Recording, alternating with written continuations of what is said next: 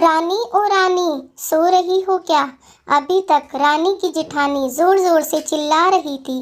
घर के आंगन में खड़े होकर रानी यानी तभी मैं भागती हुई अपने कमरे से निकली और बोली, दीदी आ गई मैं। जेठानी बोली, रानी तुम्हारा नाम रानी है पर तुम रानी नहीं हो। मैंने तुम्हें रात में ही समझाया था कि सुबह जल्दी उठ जाना, तुम्हारी मुंह दिखाई की रस्म है। मैंने बोला, दीदी रात को नींद ही नहीं आई, जगह नहीं है और मन में थोड़ा डर भी था कि सुबह आंख नहीं खुली तो। रजनी दीदी हंसती हुई बोली, रानी मेरी प्यारी देवरानी जल्दी से घूंघट कर लो, अगर माँ जी आ गई तो हंगामा हो जाएगा।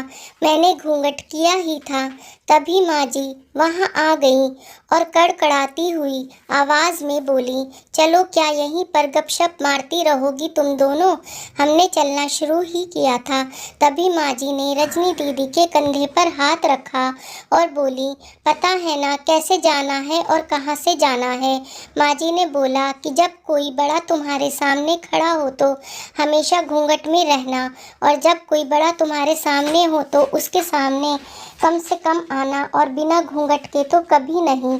रजनी दीदी कुछ बोली ही नहीं, बस अपना सर हिला दिया। मैंने भी अपना सर हिला दिया।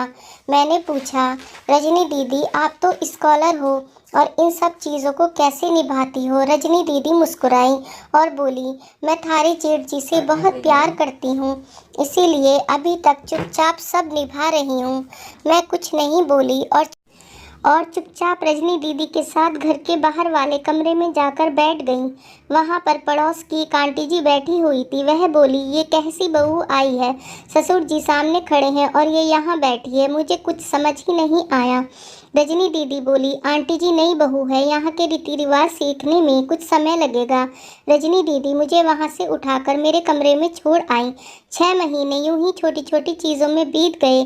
फिर एक दिन मैं राहुल के साथ साड़ी लेने गई। साड़ी की दुकान पर मैं बेधड़क होकर साड़ियाँ देख रही थी, तभी साथ में बैठे हुए अंकल जी खांसे। एक बार, फिर 2 बार, फिर 3 बार। मैंने साड़ी वाले भैया से बोला कि भैया इन अंकल जी को पानी दे दो, इन्हें बहुत खांसी हो रही है। अंकल जी भड़क उठे, क्या बदतमीज लड़की है ये, कुछ शर्म लिहाज है कि नहीं? इसे दुकान में हंगामा देखकर राहुल बाहर से भागकर अंदर आया और अंदर आते ही अंकल जी के पैर छूकर बोला कि मामा जी आप यहाँ कैसे हो?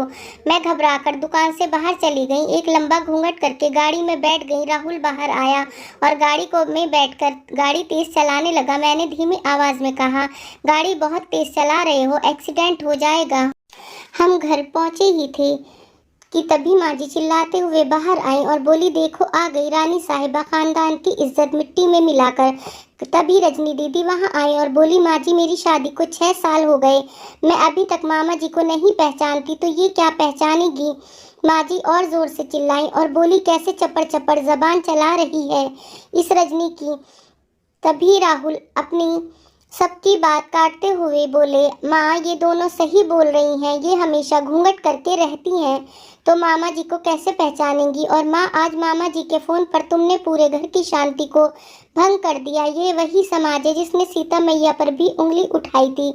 पिताजी और जेठ जी ने भी अपना पक्ष राहुल के साथ ही रखा।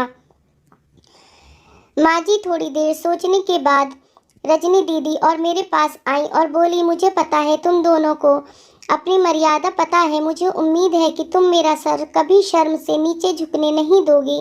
हम एक ही परिवार के सदस्य हैं, हमें हमेशा ही साथ रहना है, अच्छा वक्त हो या बुरा वक्त, हर सदस्य को अपनी मर्यादा पता है। माँ जी ने मुझे और रजनी दीदी को गले लगा लिया और कहा कि तुम दोनों मेरी बेटी हो, अगर कभी मुझसे भी गलती हो जाए तो मुझे भी माफ़ कर दिया करो। तो फ्रेंड्स, आपको ये कहानी कैसी लगी कमेंट में ज़रूर बताएं।